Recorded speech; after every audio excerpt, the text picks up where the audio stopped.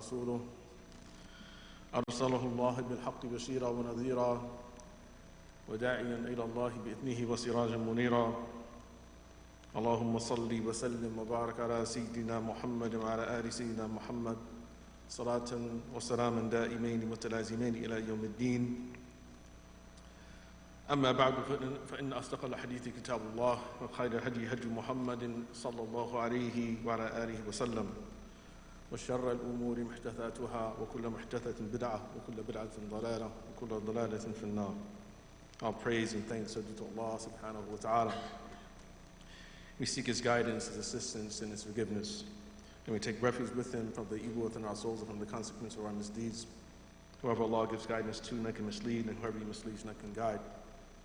I bear witness, there's nothing and no one worthy of worship besides Allah alone. He has no partners. And I bear witness that Muhammad, the son of Abdullah, sallallahu alayhi wa alihi wa sallam, is a servant and messenger. I ask Allah to grant him peace and to extend to him our salutations on this blessed day. Just as we ask him to grant peace to his family members, his companions, and everyone who follows in goodness and shows goodwill into the meeting and the reckoning with Allah subhanahu wa ta'ala. The Prophet Muhammad sallallahu alayhi wa sallam is reported to have said, "Al-jama'atu rahmah wal-furqatu adhab." Unity is a mercy, and disunity is an affliction. It is a punishment. The companion Abdullah ibn Mas'ud, radiallahu an, one of the pioneers of this community, who was one of the most knowledgeable of all the companions of the Prophet Muhammad sallallahu alaihi wasallam when he was alive. He said, "Inna ajma'a ayatin fi kitabillah qawluhu ta'ala inna Allah ya'muru bil 'adli wal ihsani wa ita'i dhil qurba ila al-akhir al-ayah."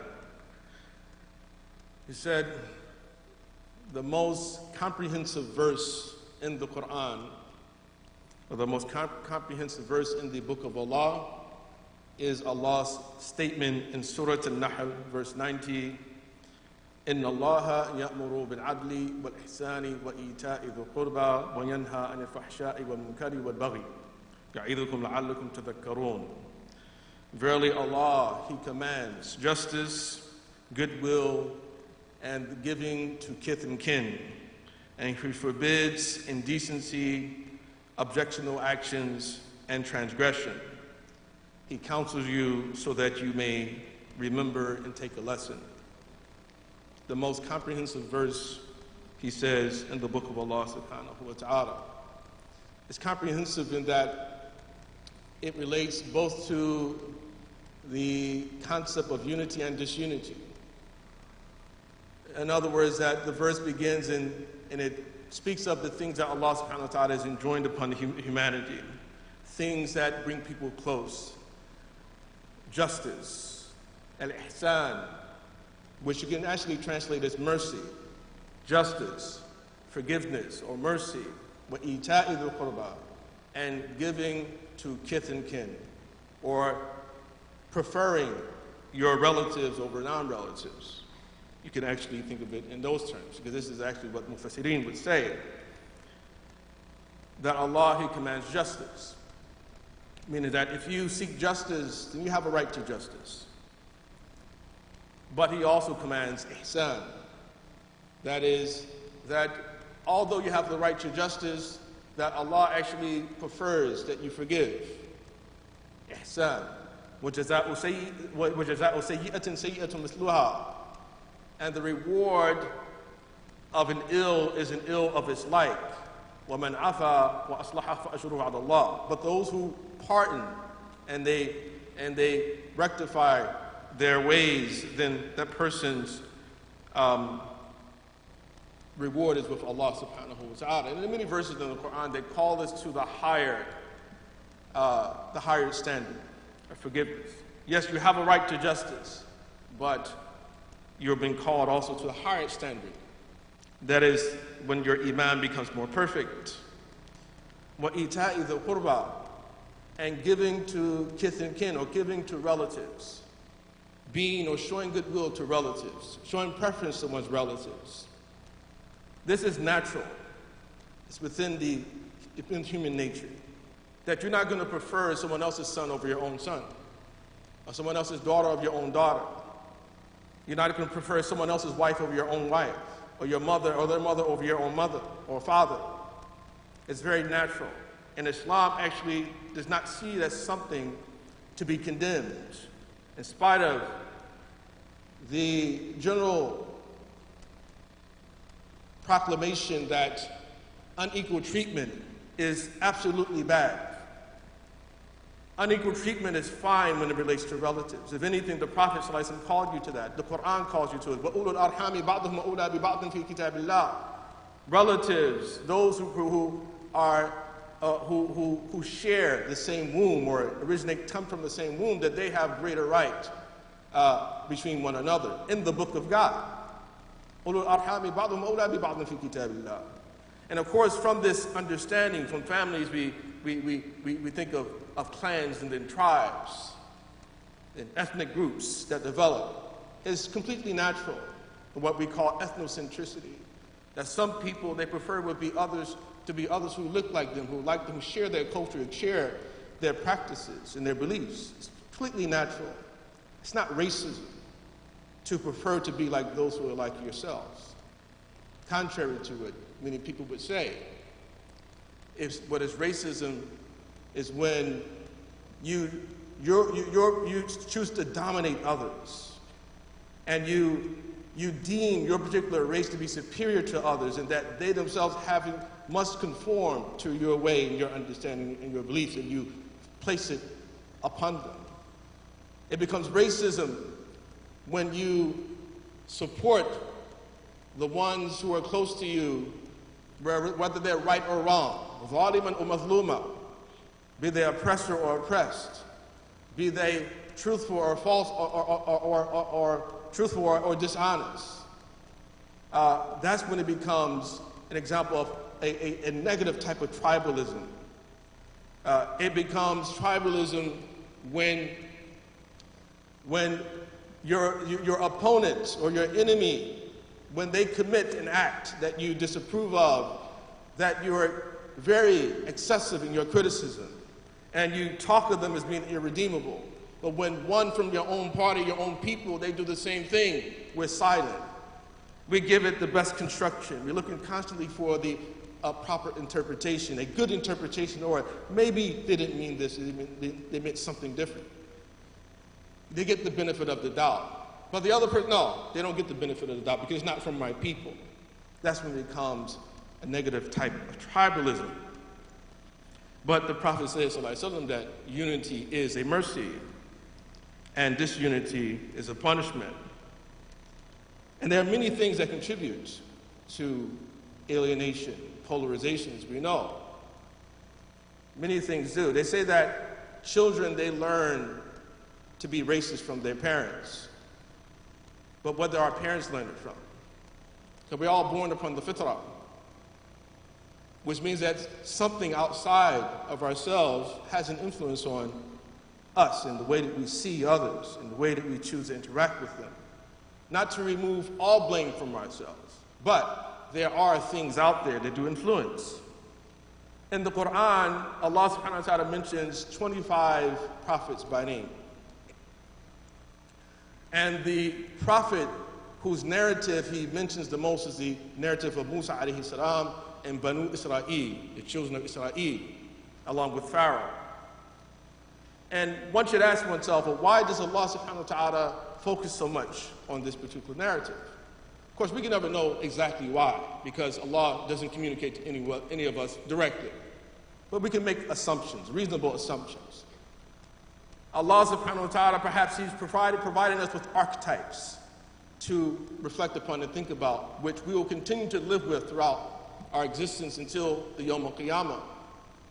The archetypes of government archetypes, the archetype of the tyrannical visionary, Pharaoh, the enforcer of his vision, Haman, the advocates who reinforce the vision, the Sahara, the magicians, right? we find those archetypes in the Quran. But you can also see those archetypes even still today. That we see the archetype in, we have governments, we have tyrannical governments, or we have tyrannical government in general, generally speaking, not just only in certain parts of the world, all over the world. When we have those governments, those governors, they have visions, and they have their forces in the military and the paramilitary units, so force it upon your bodies. But then those are others who advocate for it, and they try to enslave your minds as well. Well, they have the media, we have Hollywood to do that, reinforcing stereotypes about so many different people. The Prophet ﷺ says in a hadith sahih, إِنَّ مِنْ أَشَدِّ النَّاسِ عَذَابًا عِنْدَ اللَّهِ يَوْمَ الْقِيَامَةِ الْمُصَوِّرُونَ. The people who will receive one of the harshest of punishments on the day of resurrection are the image makers. The image makers. Those who control the imagery. Of course, we know that our religion is against image making and statues, and you can't make idols and bow down to idols, and this goes back, this is the Abrahamic tradition, right? But the impressions that imagery has on certain individuals or populations is significant. So you can understand when we look at our world today why such things perhaps would be prohibited. But I believe that in our time that this image maker or these image makers are not simply people who make statues and they paint things and they engrave things, but we're talking about propagandists. We're talking about people who are manipulating others through the imagery, or people who are brainwashing others through the imagery. Allah knows best. But this imagery, it is ultimately controlled by powerful people.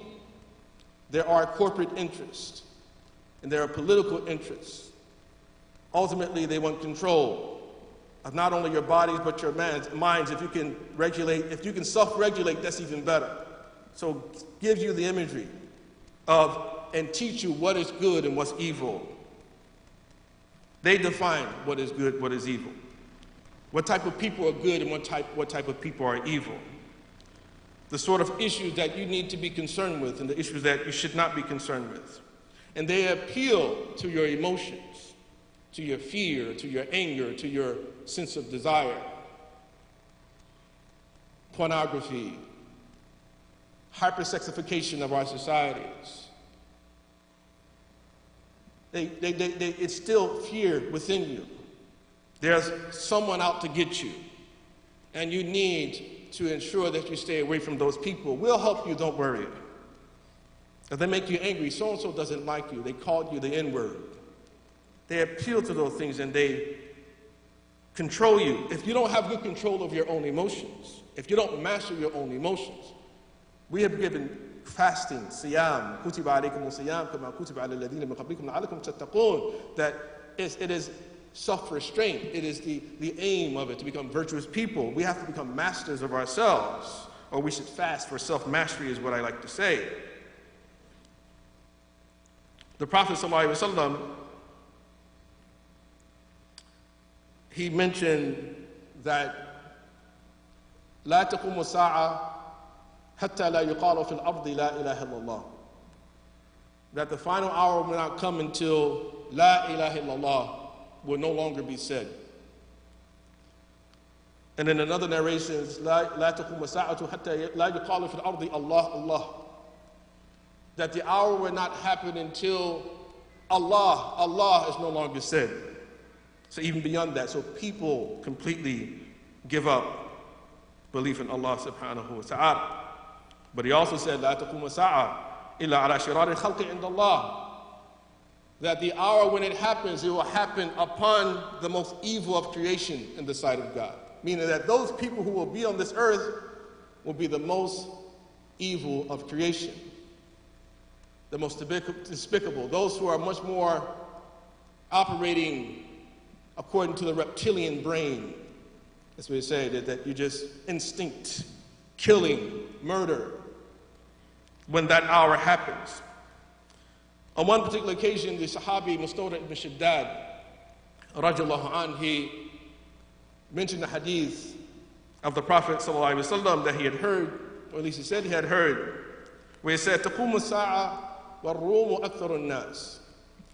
Said the hour will happen and the Romans will be the majority of the people. Amr ibn al-As had heard this hadith and he was dumbfounded. He was like, well, are you sure that the Prophet ﷺ said that? He said, أَبْصِرْ مَا تَقُولُ. He said, be careful what you say. And I believe the reason that Amr ibn al-As was troubled by this because he reflected upon the other hadith I just mentioned, that the hour will happen upon the most evil of all people. And so Amr ibn al-As said, well, what are you trying to suggest? That the Europeans are the most evil of people? And Mustawrad responds, I only said to you what I heard from the Messenger, alayhi salatu wasalam. But then Amr ibn al-As responds. He says, okay, well, لَإِن قُلْتَ ذَلِكَ, so if you insist to say so, إِنَّهُمْ لَأَحْلَمُ النَّاسِ عِنْدَ الْفِتْنَةِ. But know that they have 4 traits. إِنَّ فِيهِمْ لَخِصَالًا أَرْبَعًا. Know that they have 4 important traits, or virtues, these people that you speak of. He says, إِنَّهُمْ لَأَحْلَمُ النَّاسِ عِنْدَ الْفِتْنَةِ. They're the most forbearing people during times of political crisis. He's speaking of the Rome, we call today the Europeans, or in that day for them the Byzantines.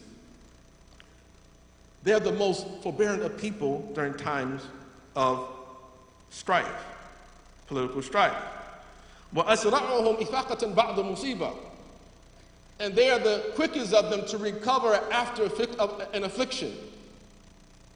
You see like these hurricanes and tornadoes and the tsunamis, and how the loss of life is so small. Technology, of course they didn't know these things back then, they didn't see them. But this is Amr ibn al-As, his observation about these people, because he felt like they have good characteristics. How can you imply that these people are evil? They're the quickest to respond after an affliction or to recover. وَأَوْشَكُهُمْ كَرَّةً بَعْدَ فَرَّةٍ. And they're the most swift to regroup after fleeing a battle. So they'll flee, but they're coming back. They'll be back. In the Crusades, it wasn't only one crusade. They'll be back. They'll accept defeat now, but you know, okay, you lost to this particular people today, tomorrow they're coming back. وَخَيْرُهُمْ لِمِسْكِينٍ وَيَتِيمٍ وَضَعِيفٍ. He said, and they're the best of the people, the best of them to the poor, to orphans, and to the weak. وَخَامِسَةٌ حَسَنَةٌ جَمِيلًا. And then a 5th characteristic, because he remembered, he's like, there's something else. I've said 4, but actually there are 5. A 5th characteristic, which is the virtue I see in them. أَمْنَعُهُمْ مِنْ ظُلْمِ الْمُلُوكِ. Said they're the most resistant to the oppression of kings. Now, of course, I mentioned this hadith because fundamentally there's a lot of talk today about what people call white supremacy. And Muslims have to be very careful about taking on the language of people in the mainstream, taking on the language of the media, taking on the language of the big corporations and those with these political agendas. Because fundamentally what they do is they undermine unity. They contribute to polarization. A believer does not contribute to polarization. We strive to unite people. We use our own language. That we don't just write people off. We see every person to be redeemable. And yes, there are some concerns with what we call white supremacy. Because like there's white supremacy in the form of KKK, the skinheads, and neo-Nazis. That's one type of white supremacy. There's another type of white supremacy that people talk about. They'll say, well, there's structural white supremacy, that there's white domination, that we find that every major office of power in society is dominated by white men, most of them Christian. You find it domination in Congress, in the economic sphere, Wall Street, in military command, in our educational system. all major positions in the media, everywhere. Maybe there's sort of this white domination, or white, some people call that white supremacy. And they said, and there's something wrong with that fundamentally, that you have this particular phenomenon or this reality. And of course, other things such as the preference for white skin, which is, we'll say, is a problem. And this is why we find significant sales of skin whitening cream, even in the Muslim world, even in black African countries. Like in Nigeria, about 70% of women utilize skin whitening creams. Again, the imagery, what's beautiful, what's not beautiful, has been projected. So there are definitely something to be concerned about. But the idea of political white supremacy and this idea that since power is lopsided in the hands of certain groups, that it is our obligation as Muslims to rise up and overturn it and make sure that there is equal power sharing. I say to you, I ask you, where has that ever existed throughout human history? Every single society, even today, even if you go into Muslim countries, everybody in those countries actually don't have access to power. There are minority groups who are powerful and they're organized. And they themselves, they have most of the power. It is natural. Again, going back to like the preference for one's own, that it happens. It's a natural part of human socialization that you prefer your own, right? You don't see Nigerians in charge of Pakistan, or Albanians in charge of Arabia. Right? It's like, some of those things are just coincidental. It just has a lot to do who's there, right? And yes, of course, there have been historical oppressions. There's no denial of the historical oppression, but this idea that is fundamentally something wrong with it, I say, no, there's not something fundamentally wrong with it. It's fundamentally natural, and so we say, yes, we want people to be just with us and be fair with us, regardless of who is in power.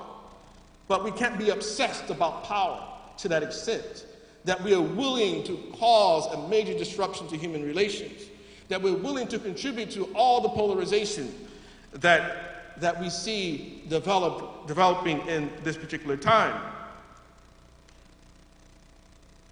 That we find, I would say that we have a lot of things which undergird this thinking.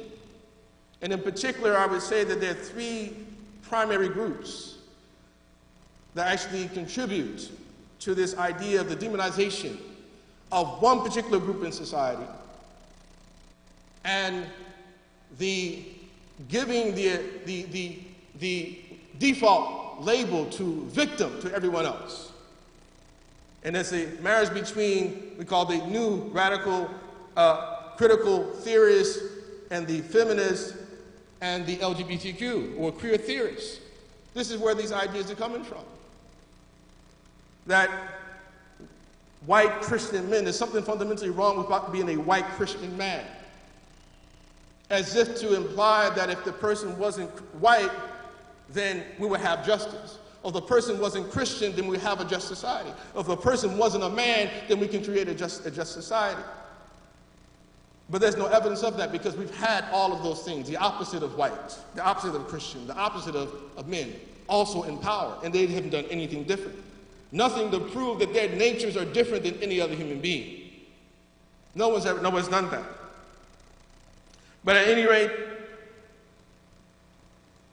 it's important for us to be people who contribute to the unification of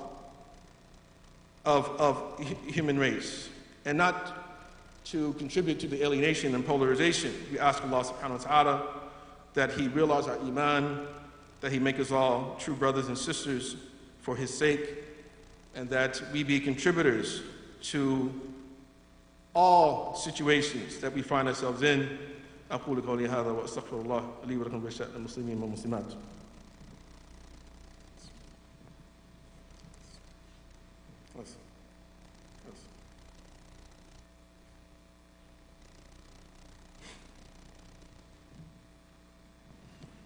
Alhamdulillah.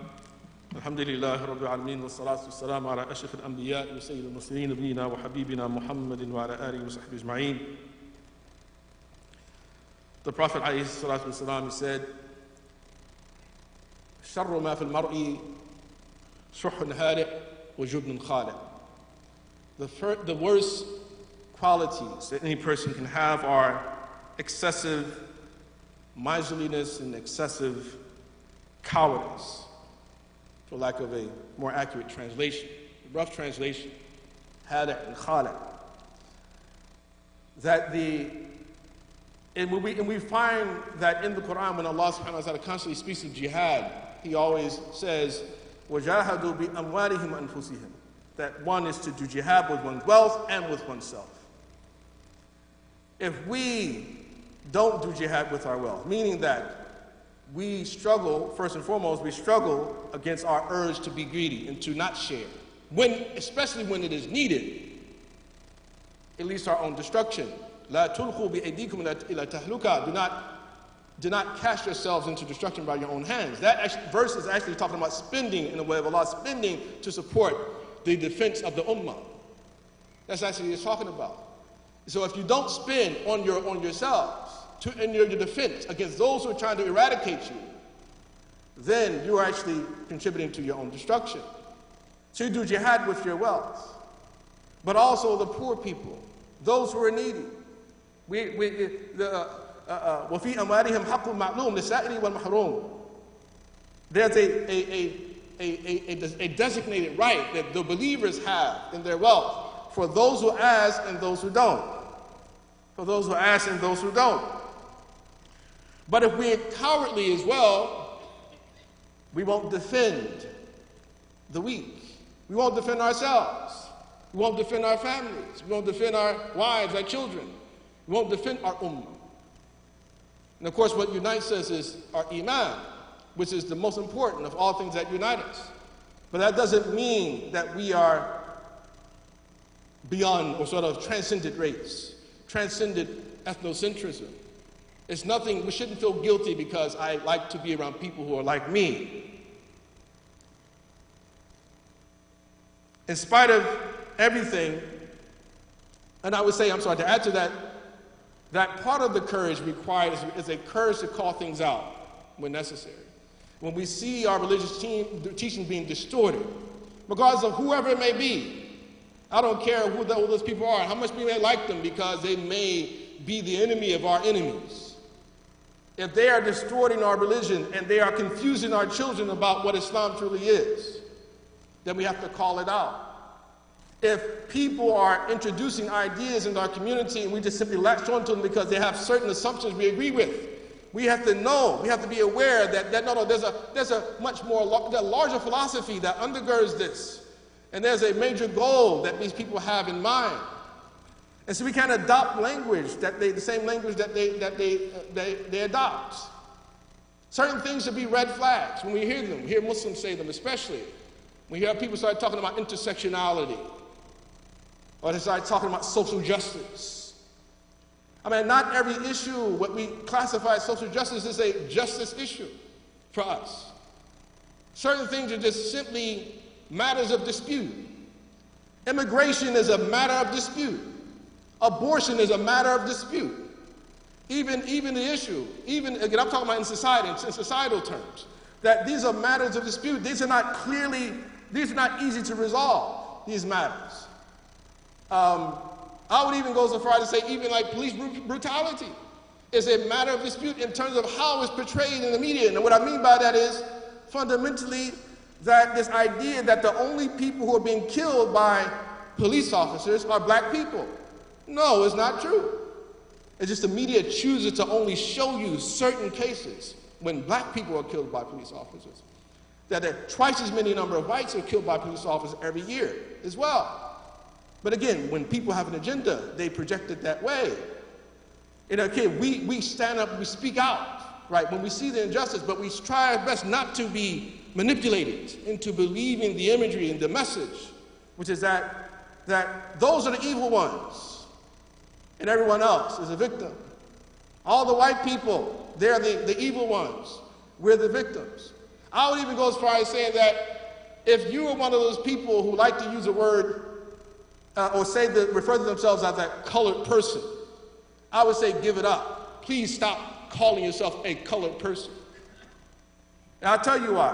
One is that this is a legal term that was developed in our history, which was meant to differentiate blacks, Native Americans from the white majority. And so you would not be qualified as a colored person unless you were black or you're native or you were mixed. That made you a colored person, and this was when society was under Jim Crow. And when we start to call ourselves colored people, we're actually claiming or implying that the world we live in is still like the old world. That there's this perennial oppressor who's there at the top, trying to keep all of us down, right? And the rest of us are just simply victims. And what it does in the meantime, it demonizes one race of people, many of whom are actually Muslims. Many of them are actually even Muslims, right? So we have to really think deeply about this issue. I think we're on the wrong track, brothers and sisters. I think we have to really wake up to understand the degree of the manipulation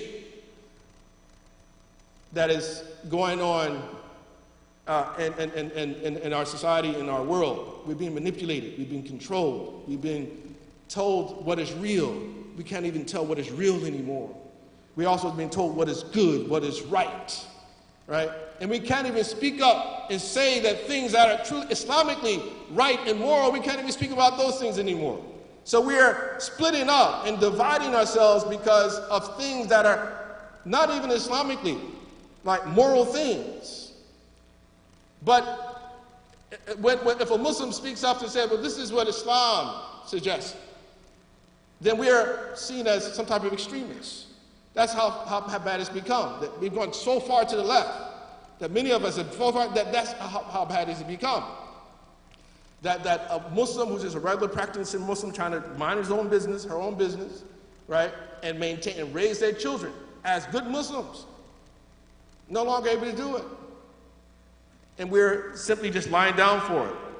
We're asking Allah subhanahu wa ta'ala to protect us and to protect our children and to open our eyes to all of the manipulation and to avoid it, inshallah. We ask Allah to grant us sincerity and success on this path.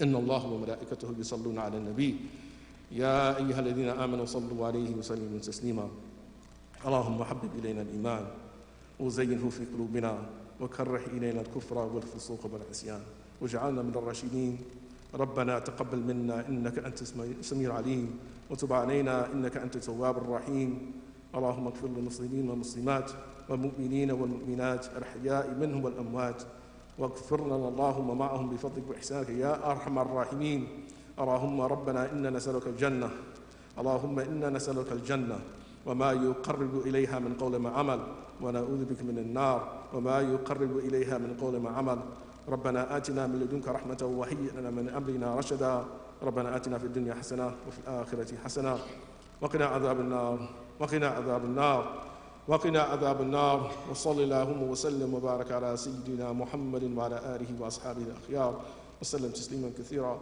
وسبحان ربك رب العزة عما يصفون وسلام على المرسلين والحمد لله رب العالمين وأقم الصلاة